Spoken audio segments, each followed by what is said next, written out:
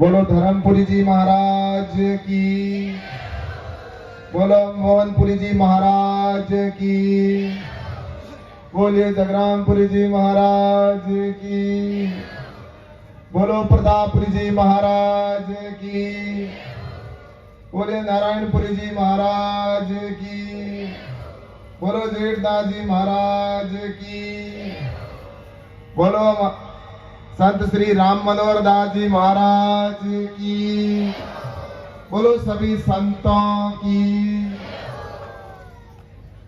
व्यासपीठ को सबसे पहले मैं नमन करता हूं और सभी संतों को नमन करता हूं और मंच पर विराजमान हमारे सभी उपस्थित समाज सेवी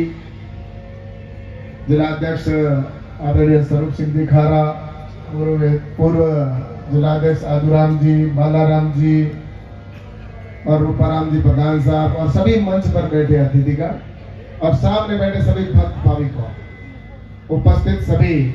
मेरे पिता के लिए बुजुर्गों, सभी मेरे युवा साथियों, मातृशक्ति के रूप में बैठी मेरी माता और बहनों और मीडिया के बंधुओं, आज हम सब के लिए बहुत ही खुशी का क्षण है कि इस रेगिस्तान के दौरों में आज ये गांव एक धर्म नगरी बना हुआ है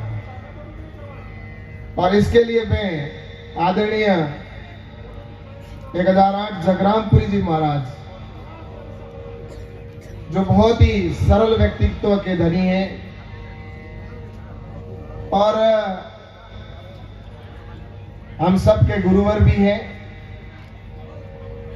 और उन्होंने इतना बड़ा आयोजन किया और आज जैसा कि 5 दिन ये कार्यक्रम चलेगा और इस 5 दिन के कार्यक्रम में मैं निश्चित रूप से मानता हूं कि हम यहां से बहुत कुछ ज्ञान प्राप्त करके जाएंगे। यहां पर व्यासपीठ पर आदरणीय राम मनोहर दास जी विराजमान है। नैनी बाई का मायरा का हम सभी श्रवण करेंगे। नरसिंह अवतार नरसिंह भगवान का निश्चित रूप से हम सब सुनकर अपने आप को गौरवान्वित महसूस करेंगे और निश्चित रूप से मैं मानता हूं कि हम आने वाले समय में अपने जीवन को कल्याण निश्चित रूप से करेंगे। आज यहाँ पर मंच पर प्रतापपुरी जी महाराज बैठे। आदरणीय प्रतापपुरी जी महाराज को मैं जब देखता हूं तो इनके अंदर भी ऐसे स्वामी विवेकानंद जी की एकदम तस्वीर झलकती है और वास्तव में इन्होंने प्रतापपुरी जी महाराज और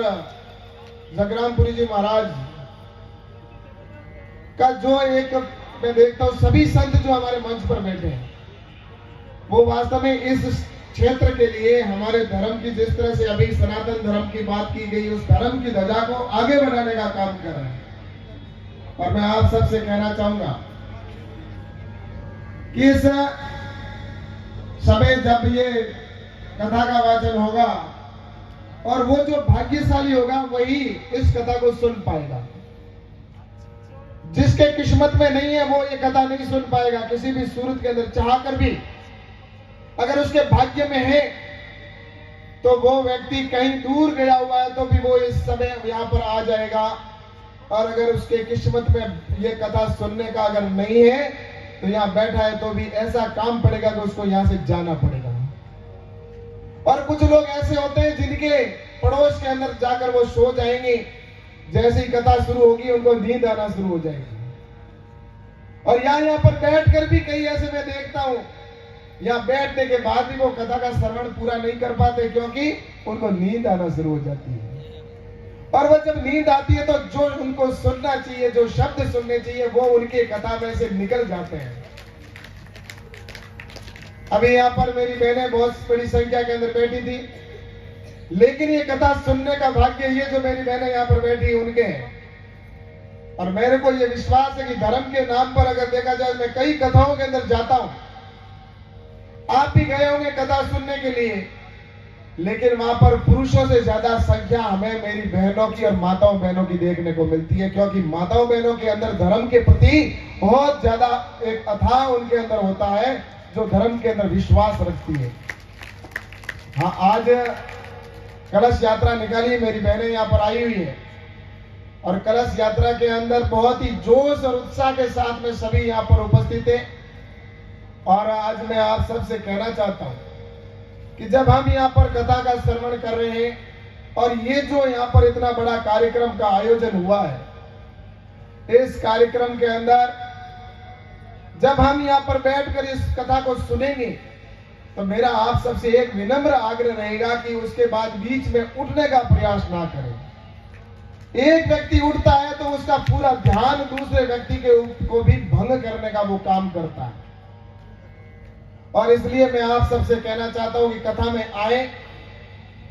तो उसके बाद में पूरा कथा को सुनने के बाद, आरती होने के बाद में यहां से प्रस्थान करें, क्योंकि इसके अंदर बहुत कुछ हम चीजें सीखते हैं।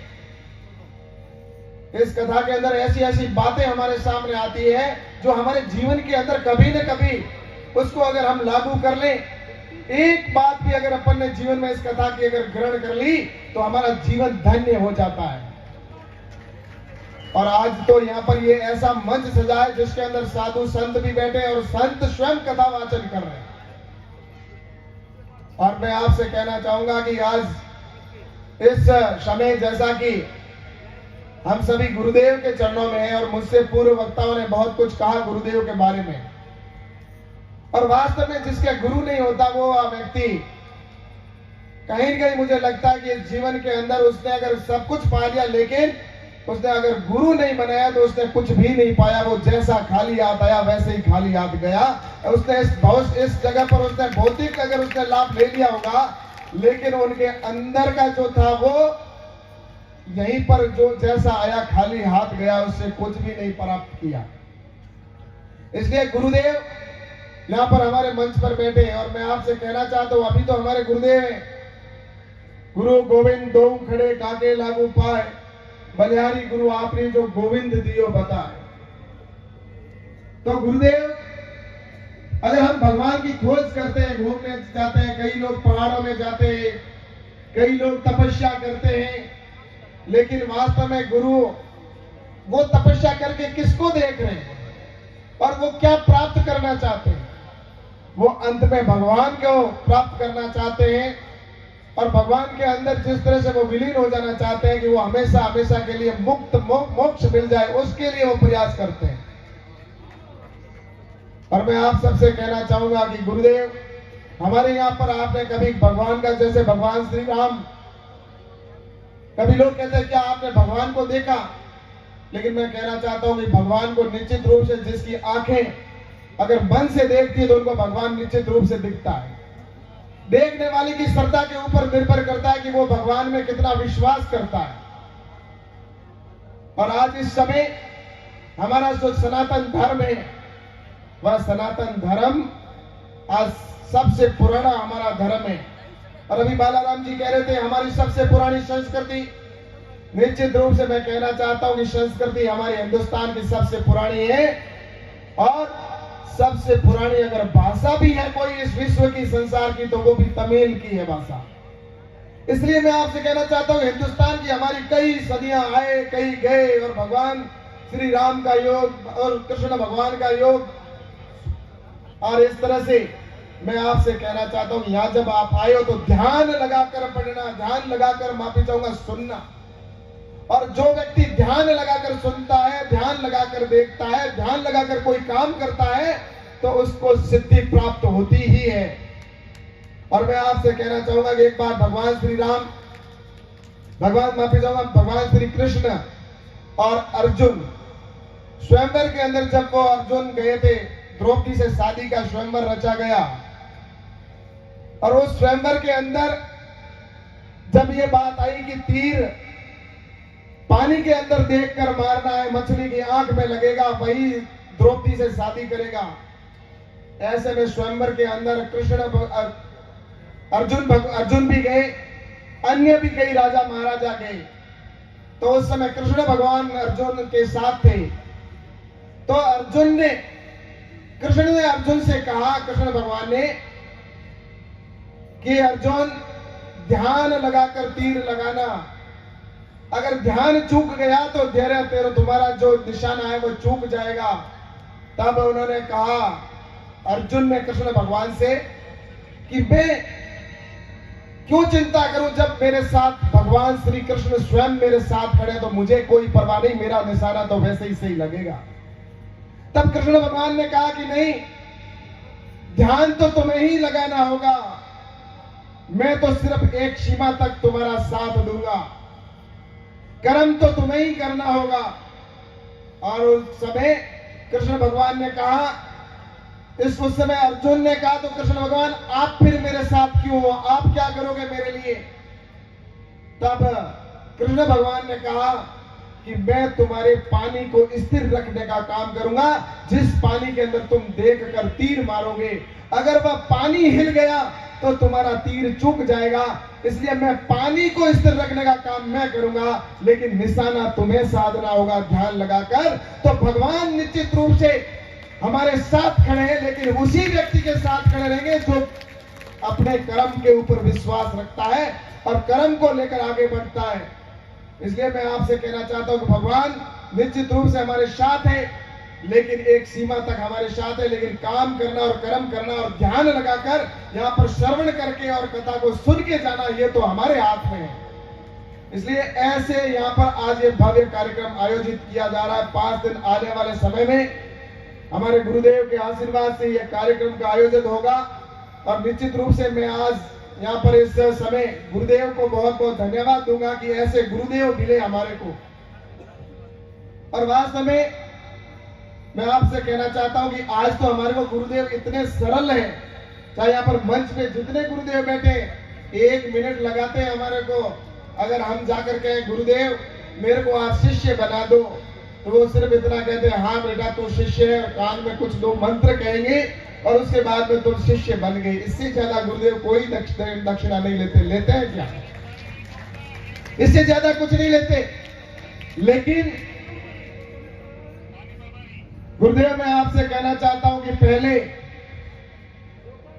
प्रतापपुर जी महाराज, मैं आपसे आग्रह करूंगा कि पहले गुरु कितनी परीक्षा लेते थे। शिष्य को कभी शिष्य बनाने से पहले इतनी परीक्षाएं होती थी उनकी कि उस परीक्षा में पास होना ही उनके लिए बड़ा मुश्किल हो जाया करता था। मच्छिंद्र नाथ जी के पास से गोरखनाथ जी गए। गोरखनाथ जी, गुरु गोरखनाथ जी, जिनका नाम हम सब जानते हैं, आज जसनाथ जी महाराज है, जांबा जी महाराज है, हड़मू जी, पापू जी, रामदेव जी, सारे गोरखनाथ जी के शिष्य थे। और सब ऐसे गुरु गोरखनाथ जी वो इतने ज्ञानी थे,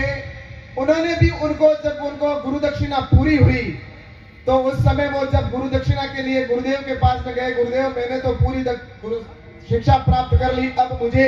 आपको गुरु दक्षिणा देनी है और मैं अब आपसे इजाजत लेना चाहूंगा। तब गुरुदेव कहते हैं कि अभी तुम्हारी परीक्षा बाकी है। वो ऐसे ही आसानी से उनको शिक्षा उसको उस समय नहीं देते, उनको गुरु के जो उनको आशीर्वाद। और उस समय मैं आपको बताना चाहता हूं कि ये गुरुदेव तो इतने सरल हैं, और मैं आपको एक गीत के माध्यम से बताना चाहूंगा कि गुरु के बारे में, कि गुरुदेव यहाँ पर मंच पे बैठे हैं और गुरु चेले के लिए, और गुरु और चेले के बीच में जो जिस तरह से उस समय गोरखनाथ जी ने उनकी परीक्षा ली थी, कैसे उनको शिष्य बनाया,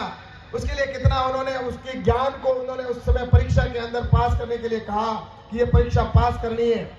तब वो गुरुदेव उनसे कुछ चीजें मंगाते हैं गोरखनाथ जी कि अगर तुम ये चीजें लेकर आ जाते हो तो मैं तुम्हें शिष्य मानूंगा, तब मैं तुम्हें शिष्य की गुरु दक्षिणा देकर विदाई दूंगा। और वो कुछ चीजें ऐसी मंगाते हैं जो हमें उस समय उनके लिए बहुत मुश्किल होती है, लेकिन वो लाकर देते हैं। और इसको अगर गीत के माध्यम से मैं आप सबके साथ में कहूंगा